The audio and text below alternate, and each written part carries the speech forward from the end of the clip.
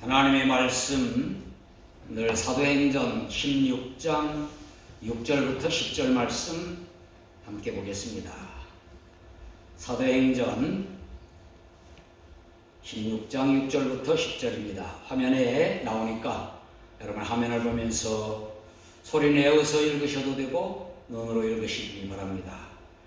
성령이 아시아에서 말씀을 전하지 못하게 하시거늘 그들이 부르기아와 갈라디아 땅으로 다녀가 무시아 앞에 이르러 비두니아로 가고자 애쓰되 예수의 영이 허락하지 아니하시는지라. 무시아를 지나 드로아로 내려갔는데 밤에 환상이 바울에게 보이니 마게도냐 사람 하나가 서서 그에게 청하여 이르되 마게도냐로 건너와서 우리를 도우라 하거늘 바울이 그 환상을 보았을 때 우리가 곧 마게도냐로 떠나기를 힘쓰니 이는 하나님이 저 사람들에게 복음을 전하라고 우리를 부르신 줄로 인정함이라라. 아멘. 할렐루야.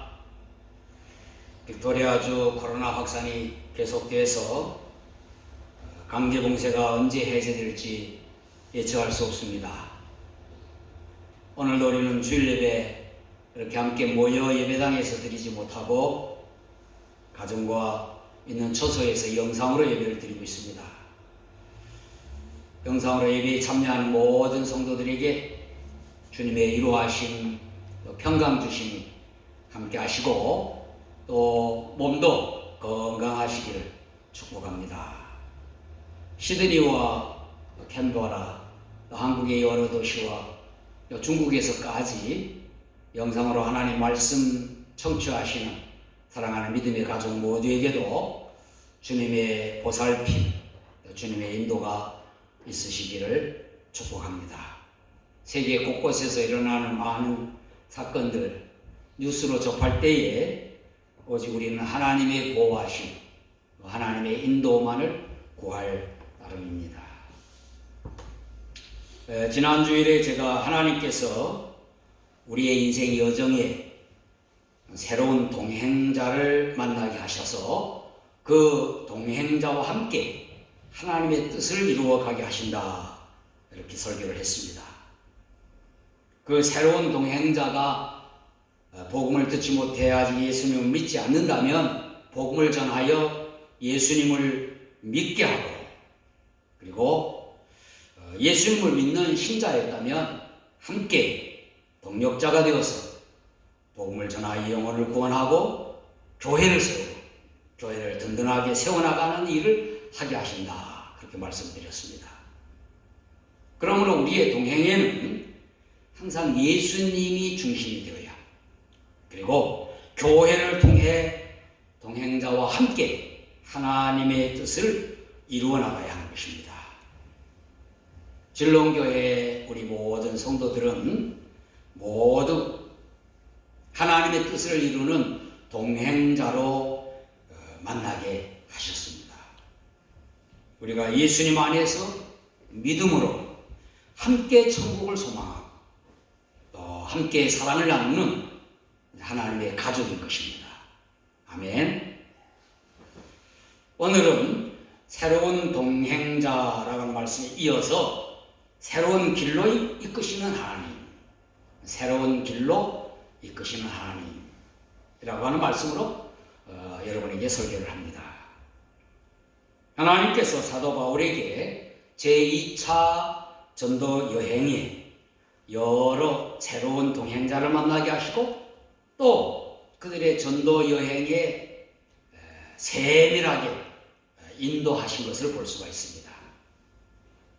하나님께서 사도 바울이 계획한 전도 여행의 여러 일정의 진행을 때로는 막으심으로 그 길을 바꾸게 하시고 또 더 나아갈 수 없는 지점에서는 머물러 서게 하시며 또는 새로운 길을 보이셔서 그 길을 가게도 하셨습니다. 먼저 하나님께서 새로운 길로 이끄시고자 가는 길을 막으셨습니다. 바울에게 전도 여행 계획은 1차 전도 여행에 갔던 도시들을 거쳐서 에베소가 중심 도시인 아시아에서 복음을 전하고자 했습니다. 당시 아시아는 지금 우리 아시아가 아니라 터키의 남서쪽 지역이었어요. 요한계시록에는 아시아 7교회 그렇게 나오는 그 아시아입니다. 바울과 실라가 1차 전도 여행 마지막 도시였던 더베 그리고 또 루스드라에까지 이르러서 여러 교회를 굳게 하셨습니다. 든든하게 세웠다는 얘기죠. 그것에서 또 디모데를 만나 디모데를 동행자로 삼았어요. 그리고 아시아에서 복음을 전하고자 그리로 향하려고 했는데 성령께서 막으셨어요.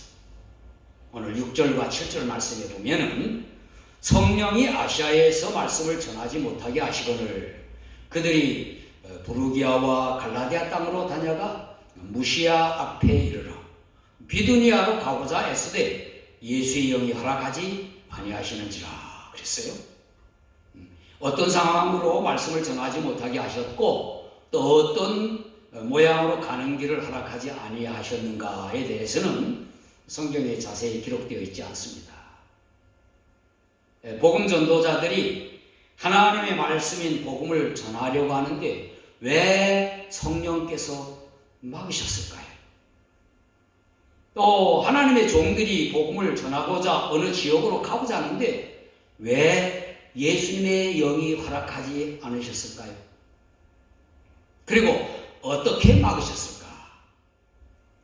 왜에 대한 대답은 하나님의 뜻이고 어떻게에 대한 답은 여러 가지일 수 있습니다.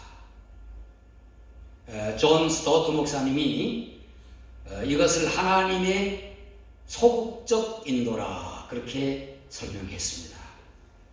하나님께서 새로운 길로 인도하시기 위하여 못하게 하시고 허락하시지 않는다 하는 것이죠. 그 방법은 동행자 모두에게 영적으로 내면적 감동을 주시기도 하고 또는 질병이나 자연재해 같은 신체적이고 물리적인 방해일 수도 있고 또는 법적인 제한일 수도 있다 그렇게 설명을 했어요. 피어슨이라고 하는 분은 같은 의미로 하나님께서 바울 사도와 그의 일행을 위해서 이중적 인도, 이중 안내를 하셨다 했어요. 한편으로는 금지와 제한, 그리고 다른 편으로는 허락과 촉구를 하셨다. 한 방향으로는 금하시고 다른 새로운 방향으로 초청을 하셨다는 것이죠. 우리의 인생길에도 믿음을 지키며 복음을 전하고자 하는데 막힐 때가 있다는 것입니다. 먼저 사탄의 방해이면 우리는 극복해 나가야 되겠죠. 대부분 사단의 방해일 수 있으니까. 그리고 하나님의 뜻일 수도 있습니다. 하나님의 뜻일 경우에는 영적인 깨달음으로 알게 돼요. 성령께서 못하게 하시는구나. 예수님께서 허락하시지 않는구나. 기도와 말씀 묵상하는 가운데 우리 성도들의 마음에 그런 것을 깨닫게 해 주시는 겁니다. 바울과 실라 그리고 디모데는 이렇게 막힐 때 다른 길로 드로아까지 갔습니다. 드로아는 넬게 있는 도시가 아니고 항구 도시였습니다. 우리에게는 트로이 목마라고 하는 그러한 이야기에서 나오는 그 트로이 그곳입니다. 인생의 길이 막힐 때 우리는 다른 길로 우회할 수 있어요. 돌아갈 수 있다고 하는 말이죠. 여러 가지 상황으로 하나님의 금지와 제한이 깨달아질 때 하나님의 선하신 뜻으로 여기며 순종하는 것입니다. 또 그리스도인의 삶에는 절대 낙심이나 절망은 없는 거예요. 새로운 길이 있을 뿐인 것입니다. 그리고 하나님께서 새로운 길로 이끄시고자 멈추어 기다리게 하십니다. 바울 일행이 드로아까지 왔어요.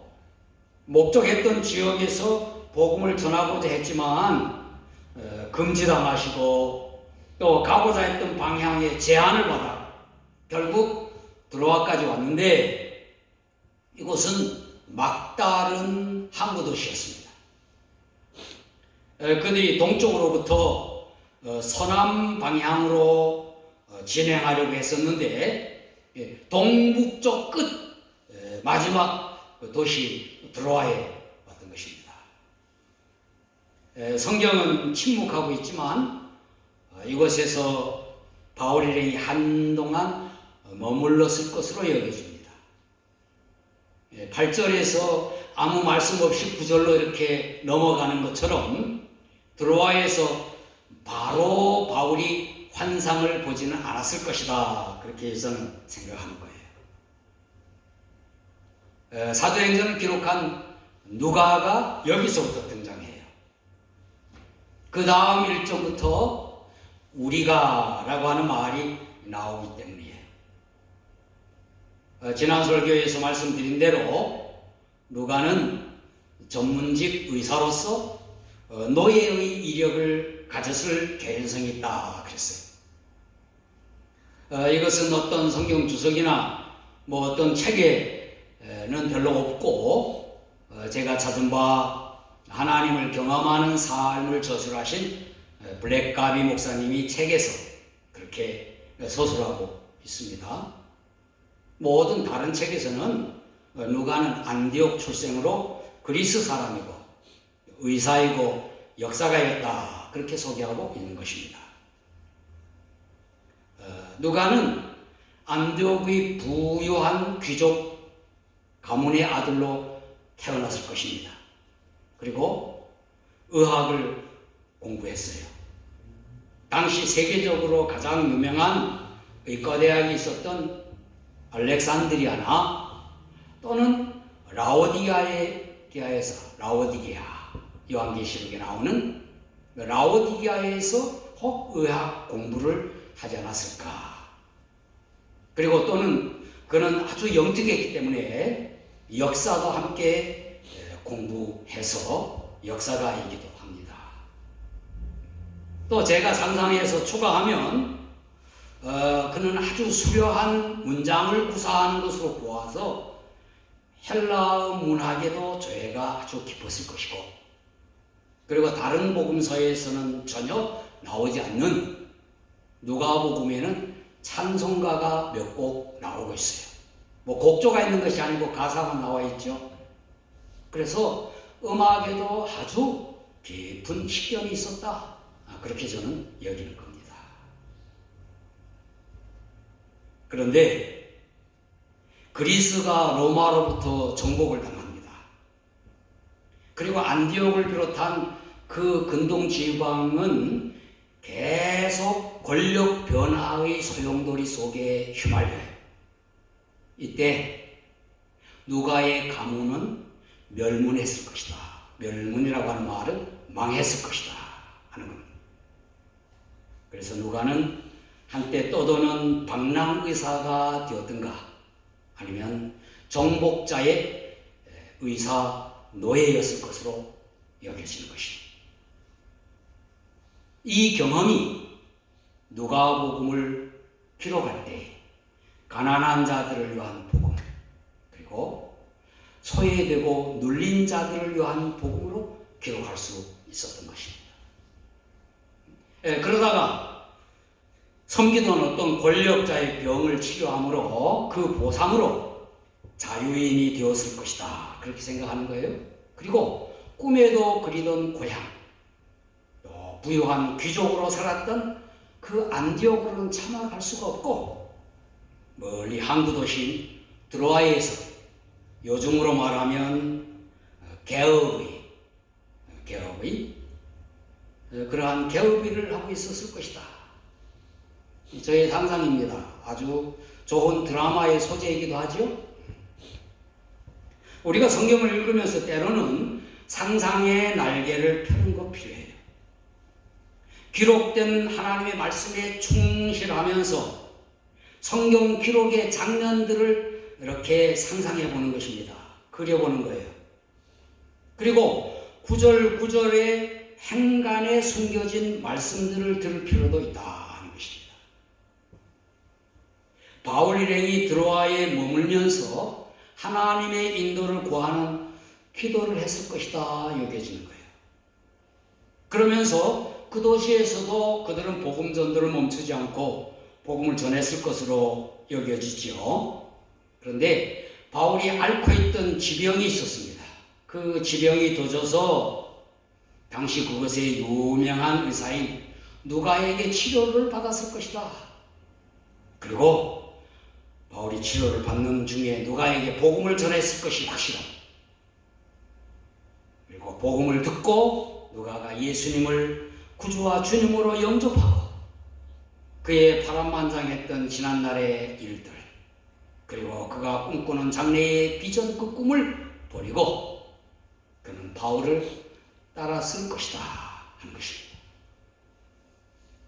이 내용이 저의 상상이 아니고 혹 사실이라면, 사실일지라도 사도행전을 기록하는 누가는 성령의 감동으로 기록함으로 자기 이야기를 생략했을 것이다 그렇게 얘기하는 겁니다. 다만 오늘 본문 마지막 절 10절 말씀에 바울이 그 환상을 보았을 때 우리가 마게도냐로 떠나기를 힘쓰니 이는 하나님이 저 사람들에게 복음을 전하라고 우리를 부르신 줄로 인함이로라 하고, 우리라고 하는 말이 처음 등장하는 것입니다.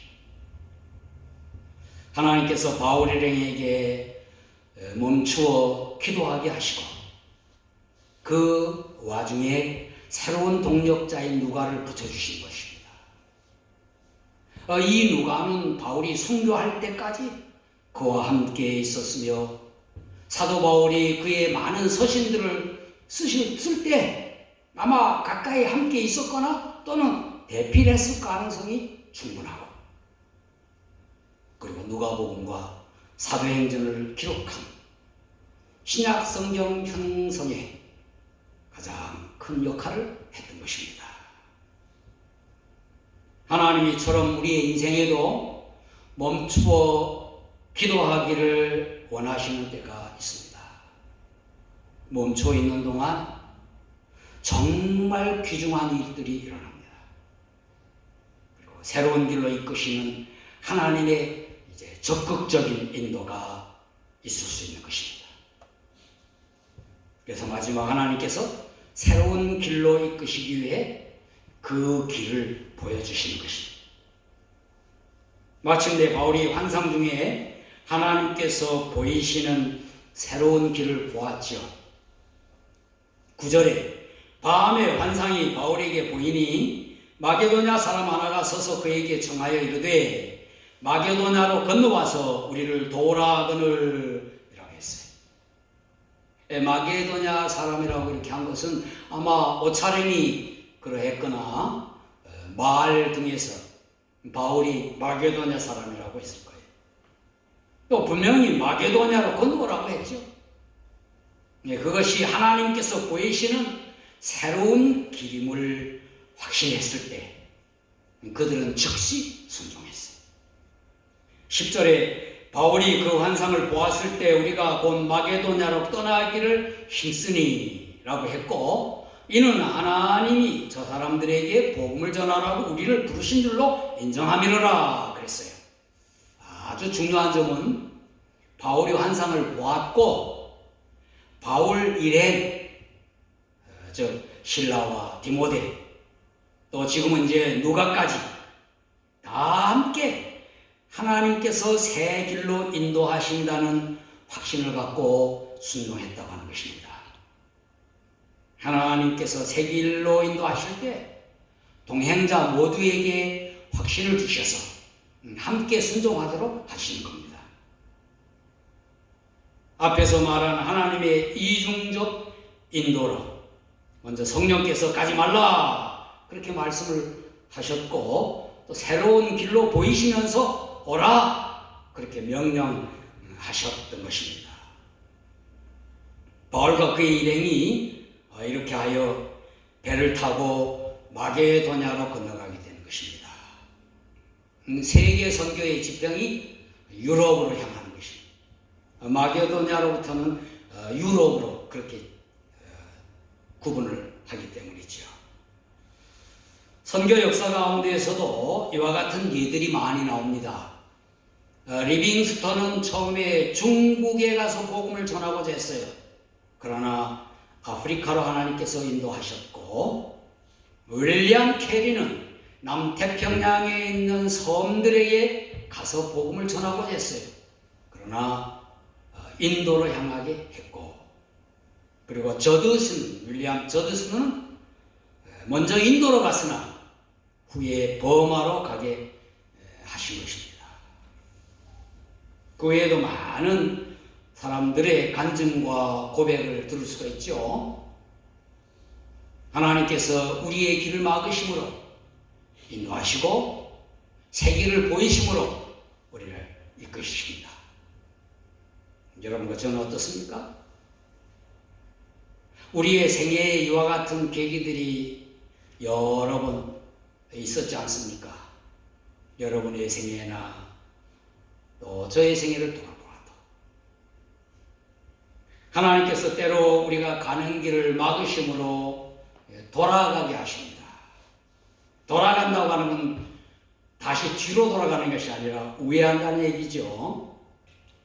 또 우리에게 모든 것을 멈추고 하나님께서 새 길을 보여주실 때까지 기다리게 하십니다. 그리고 결정적일 때 새 길을 보여주셔요. 우리는 이 모든 순간에 순종해야 합니다. 하나님께서 못하게 하시고 허락하지 않아 길이 막힐 때 우리는 절망과 원망을 하지 말아야 됩니다. 돌아가는 지혜를 구해야 하는 것이죠. 완전히 나아갈 길이 없는 막막한 막힘의 길에서 멈추어 기도하시길 바랍니다. 그리고 새 길을 보이실 때 즉시 순종하는 여러분과 우리 모두가 되기를 예수님 이름으로 축원합니다. 기도하겠습니다. 전능하시고 사랑이 많으신 하나님 아버지, 우리를 인도하시는 하나님께서 때로는 우리의 길을 막으심으로 돌아가게 하심을 믿습니다. 더 나아갈 수 없는 곳에서는 모든 것을 멈추고 기도하며 기다리게 하심도 믿습니다. 새 길을 보여주시고 우리의 즉시 순종할 것도 기대하신 저희들이 믿습니다. 어떤 상황에서도 절망하지 않고 하나님을 신뢰하며 보여주시는 주님의 길로 가게 하옵소서. 예수 그리스도의 이름으로 기도하옵나이다. 아멘. 다같이 찬송가 384장 찬송 부르겠습니다.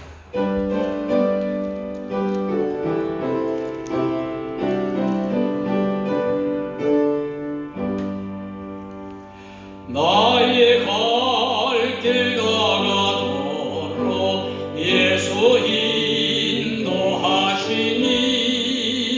내 주 안에 있는 긍휼 어찌 의심하리요. 믿음은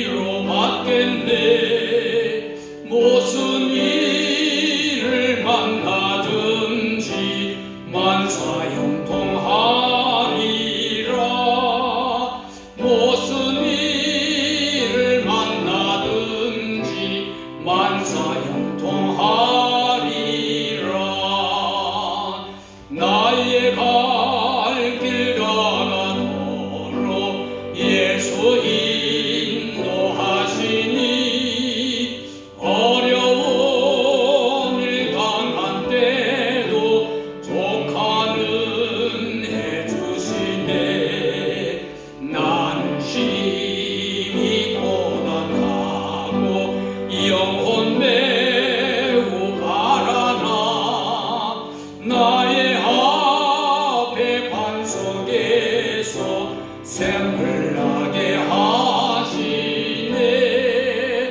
나의 앞에 반석에서 샘을 나게 하시네. 나의 갈 길 가가도록 예수 인도하시니 그의 사랑 어찌 큰지 말로 할 수 없도다.